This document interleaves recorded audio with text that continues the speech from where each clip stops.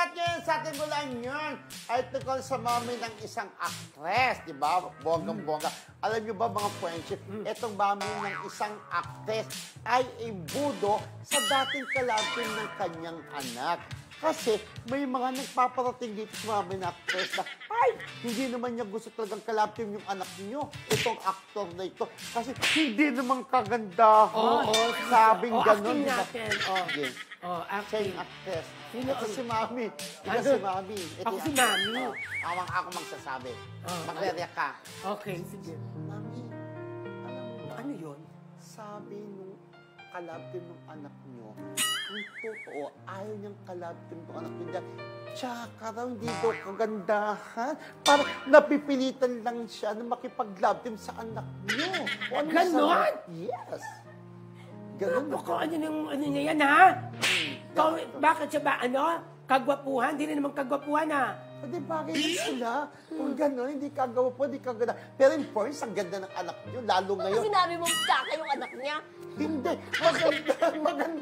Kaya sa actor. Pero in first, ang ganda ng anak niyo. Ewan ko dyan kung bakit ganyan sinasabi. Samantala, nakikinabang sila. Para siyang para siyang hindi lalaki.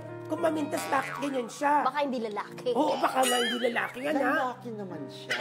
Kaya lang, syempre, may gusto siyang ibang kalabit. Hindi yung anak niyo. Kahit ako, nasasaktan ako. Siyempre, mahal ko yung anak niyo, di ba?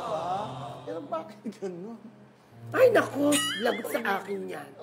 Ganon. Ganon. Diba? Maraming mga love team yung ganyan, ha? Na ayaw ka-love team, di ba? Tsaka minsan nagiging kompetensya sila sa isa't isa, di ba? Kahit magka-love team Kasi sila. after ng love team, naghiwalay, bigyan ng solo-solo project. Ikukumpare, ay, kaya nyo na palang mag-solo. Pero ito po, noong 80s pa noon ng Maricel William, Gabi Sharon, Muna ka ba? Wala na oras. Ay, ayan, Nora, Tirso, Bobot, at Ate B. Lahat po, pag nung naghiwalay Naging sila, friends. ang laging, hindi naging friends, ang nangyari po, ang babae ang mas umangat, di ba? Oo, totoo yun. Mas umangat sila. Ate Guy, andyan, Ate B, andyan, Maricel, andyan, Sharon Cunero. Napag-iwanan po ang lalaki nung panahon na yun. Nung panahon na yun. O, di ba babae umangat? True. Ito po, kung maghiwalay man katinda yan, kaya nila pareha. Don Bell, kaya nila yung Oo, pareha. dapat sa next debate natin, Jel, alam mo na, ha? Oo, Pag alam mo naging-wala na. yung magka-love team, sinong aangat at sinong maiiwan. Ang Diba? babae o lalaki. Oo, yes. O, tama. Yes!